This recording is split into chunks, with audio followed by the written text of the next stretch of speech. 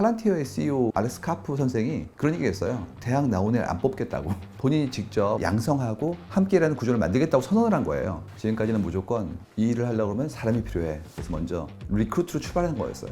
이젠 그렇지가 않고 이 일을 어떻게 할까를 고민하는 거죠. 쇼피파이 대표가 그런 얘기를 하셨어요. 사람을 뽑아달라고 하면 먼저 AI가 못하는 걸 증명하며 뽑아주겠다고. 그 AI가 못하는 부분들을 인간에게 주는 걸로 전체 구성의 우선순위를 바꾸겠다는 얘기를 한 겁니다. 경영 문명은 생산과 협력의 문명이에요.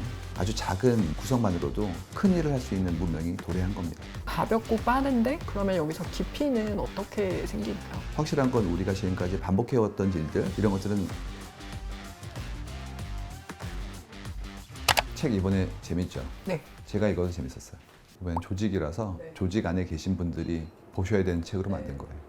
제가 이제 처음에 착점을 시대를 캐겠다라고 하고 그 안에 들어있는 여러 사건이라든지 직무 같은 것들을 보는 작업을 했었는데요. 어느 순간에니까 관계로 확장되고요. 그 다음에 관계의 어떤 집합이 조직이라는 그런 거대한 구조로 향하는 거를 이제 보게 된 거죠. 사람 사이 관계를 재정립하고 나면 우리들이 모여서 일하는 방식들, 함께 무엇인가를 도모하는 것들에 대해서도 당연히 영향을 끼치겠구나를 알게 된 거고요. 그 사이에 AI가 많은 사람들에게 정말 생활 속으로 다가온 거예요. 그러다 보니까 각성된 핵개인이 AI로 무장하면 어떤 일이 벌어지는지를 관찰하게 되면서 이제 조직까지 더 키우게 된 거죠. 문명이라는 단어가 굉장히 큰 단어인데 그 변화가 너무나 명징하게 다가왔기 때문에 이 범주가 넓고 많은 분들에게 적용되어야 하기 때문에라도 좀 미리 알려드릴까 가지고 이번에는 예보가 아니라 특보로 찾아뵈었습니다. 사실 책의 시작이 오픈AI랑 삼성전자의 인당 생산성을 비교하면서 시작을 하는데 그 부분부터 되게 충격적이었거든요. 앞으로의 조직은 100명 정도가 적당할 것이다 라는 말도 나오고요. 굉장히 좀 경계했던 부분이 어떤 거였냐면 단순 비교가 가능한지에 대한 여부였어요.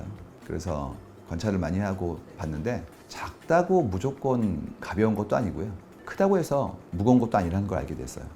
그러니까 조직이 굉장히 구성원이 많지만 그 안에 유기적인 형태의 결합이나 협력이 굉장히 유동화되어 있으면 굉장히 훌륭한 조직이라고 볼 수 있죠. 돌멩이는 아주 작지만 물에 쭉 가라앉는데 비행기는 거대한데 뜨잖아요. 그렇기 때문에 그 구조의 문제에 대한 거라서 경영 문명은 밀도 얘기고요. 확실한 거는 새로 시작하는 분들이 새로운 기술을 무장했기 때문에 이제 조직 구성원들이 늘어날 필요 없이 성장하는 메커니즘을 탑재한 거죠. 린 AI 리더보드라는 그런 사이트에 보면은 처음부터 구성원이 작은 기업들만 랭킹을 매겨놓은 거예요. 그래서 여기서 느껴지는 거는 이렇게 적은 숫자로도 할 수 있구나라는 가능성을 보여준 거예요.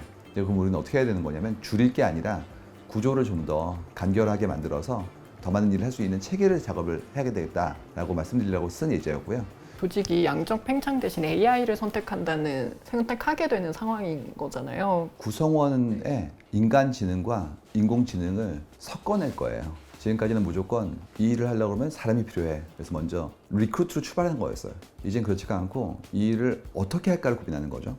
책에서는 이제 CHRO라고 인적자원 관리에 대한 부분들의 오피서가 CTO, 여기서 T는 테크놀로지가 아니라 태스크 오피서로 변할 거라고 제가 설명해 드렸거든요. 딱 일을 받자마자 일을 분해하는 거예요. 근데 재밌는 거는 최근에 쇼피파이 대표가 그런 얘기를 하셨어요. 사람을 뽑아달라고 하면 먼저 AI가 못하는 걸 증명하며 뽑아주겠다고.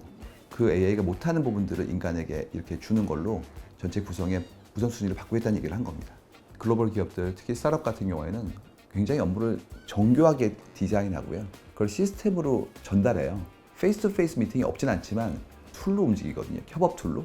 여기에 AI가 들어버린 거예요. 사람 이외의 그런 인공지능도 우리의 조직 구성원 중에 하나가 되기 시작하는 거죠. 시장의 크기를 키우지 말고 오히려 시스템이 하지 못하는 일을 해야 된다는 결론이 어떻게 보면 되게 신선했어요. 더 이상 지구 위에 인구가 늘지 않는 게 더 커요.